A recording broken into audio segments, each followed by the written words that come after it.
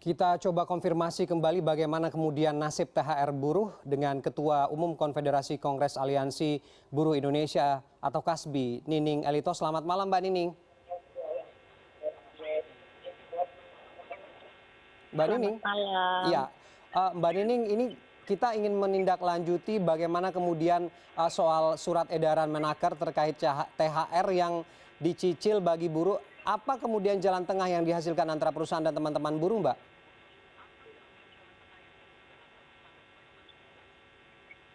Iya, pada faktanya ketika pemerintah mengeluarkan surat edaran Menteri Tenaga Kerja tentang persoalan tunjangan hari raya boleh ditunda atau dicicil,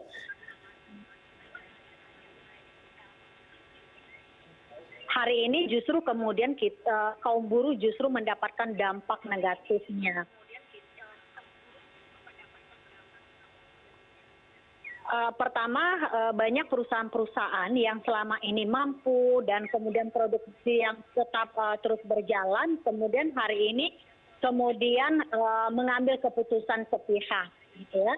Apalagi dalam bicara posisi seperti ini, kemudian justru kemudian keputusannya adalah banyak dilakukan sepihak. Nah, makanya apalagi surat edaran yang dikeluarkan oleh Menteri Tenaga Kerja itu adalah sangat tidak berlandasan kekuatan hukum, di mana bertentangan dengan Permenaker sebelumnya, gitu. Itu yang terjadi, dan kita beberapa daerah kita sudah menerima masukan, gitu ya, di wilayah Kerawang, Bekasi, Kerawang, Tangerang, Jakarta, justru banyak perusahaan-perusahaan yang mengambil keputusan sepihak, bahkan ada yang mau dibayar 50%, tapi beberapa daerah terjadi gejolak karena memang itu keputusan sepihak yang diambil oleh pihak perusahaan. Dalam situasi krisis ekonomi, apalagi ke situasi seperti ini, buruh dirumahkan yang tidak dibayar, upahnya dibayar 25%, ditambah lagi dengan surat edaran menteri ini justru kemudian membuat semakin memprihatinkan. Yang seharusnya pemerintah bagaimana melindungi dan kemudian memajukan kesejahteraan umum justru jauh dari harapan rakyat, khususnya kaum buruh hari ini. Oke, Mbak Nining, bisa lebih konkret kemudian perusahaan yang mau membayar atau menyicil ini seperti apa kesepakatannya, atau yang tidak mau membayar sama sekali ini alasannya apa sebenarnya, Mbak Nining? Iya, rata-rata perusahaan yang tidak menjalankan, belum memberikan THR itu biasanya mereka membuat pengumuman di mading perusahaan. Pengumumannya itu dengan dalih alasan dengan COVID ini, padahal kita tahu misalkan di Kerawang ada perusahaan besar, gitu ya, sebagai support Olimpiade yang akan rencana 20 kemudian diundur, kemudian hari ini THR-nya mau dibayar 50%, atau mereka bahkan diberikan tawaran untuk pemutusan hubungan kerja. Ini kan sangat disayangkan. Perusahaan yang tidak punya selama ini tanda-tanda, apalagi banyak mengambil keuntungan kaum buruh, justru kemudian karena surat edaran itulah yang akhirnya dimanfaatkan oleh para pengusaha yang nakal.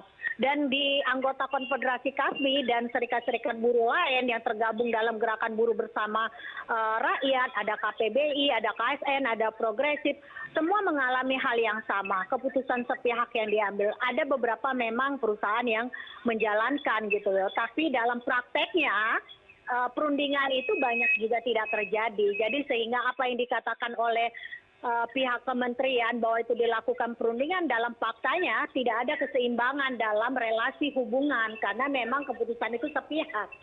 Oke, tapi kemudian kita melihat ada aksi mogok yang dilakukan oleh teman-teman buruh, ada juga yang aksi demonstrasi hampir setiap hari berlangsung, bahkan juga ada gugatan ke pengadilan.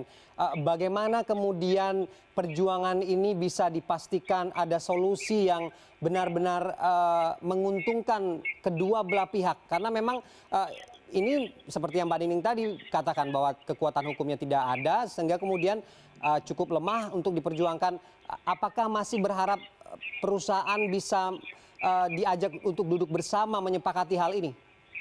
Iya, bagi kami sebenarnya kita selalu terbuka untuk melakukan perundingan terhadap pihak perusahaan, gitu ya. Tapi jangan juga kemudian selalu dijadikan alasan COVID ini. Tapi di sisi lain perusahaan juga tidak pernah terbuka kok dalam dalam keputusan itu gitu. Pertama kita bisa lihat di Subang, hari ini ada perusahaan yang mogok karena THR dan upah mereka tidak dibayar.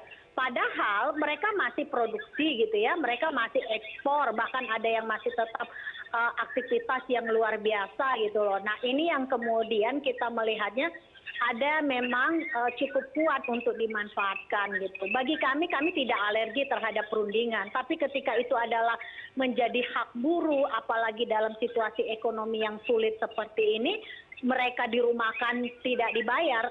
Di Subang, di Kerawang, di Bekasi dan Tangerang itu banyak buruh yang dirumahkan tidak dibayar. Terus kemudian tunjangan hari rayanya pun itu juga mau dicicil atau hanya dibayar 50%. Kan sangat ironis dalam situasi hari ini. Oke.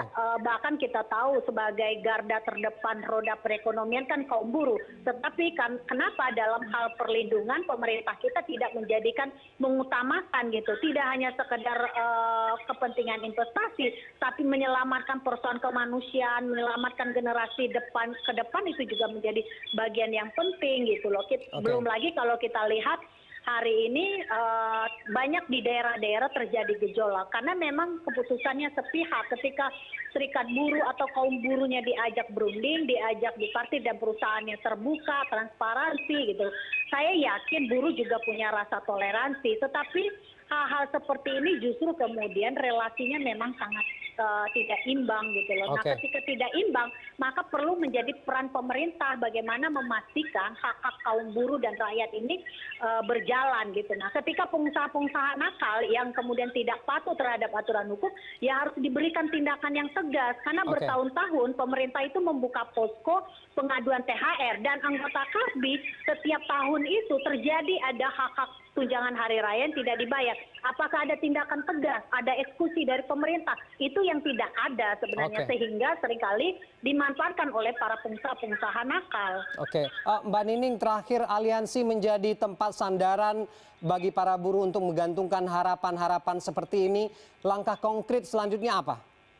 Iya, langkah konkretnya ketika pemerintah tidak lagi memberikan perlindungan dan kemudian tidak melakukan pengawasan dan penegakan hukum, kami mendorong agar buruh-buruh datang ke kantor-kantor pemerintahan agar meminta pertanggungjawaban pemerintah sebagai harus melindungi rakyatnya gitu loh, harus melindungi kaum buruhnya gitu loh. Apalagi hanya dalih persoalan surat edaran. Surat edaran itu kan bertentangan dengan aturan hukum yang lebih tinggi dan itu tidak patut bisa digunakan oleh para pengusaha apalagi hanya dalih Covid dan ini banyak pengusaha-pengusaha melakukan memanfaatkan situasi ini dan kami bisa buktikan dengan berbagai macam persoalan-persoalan yang dialami oleh kaum buruh baik di anggota KASBI maupun serikat-serikat buruh yang lainnya gitu. Oke, baik, terima kasih Ketua Umum KASBI Nining Elitos sudah bergabung dengan kita malam ini.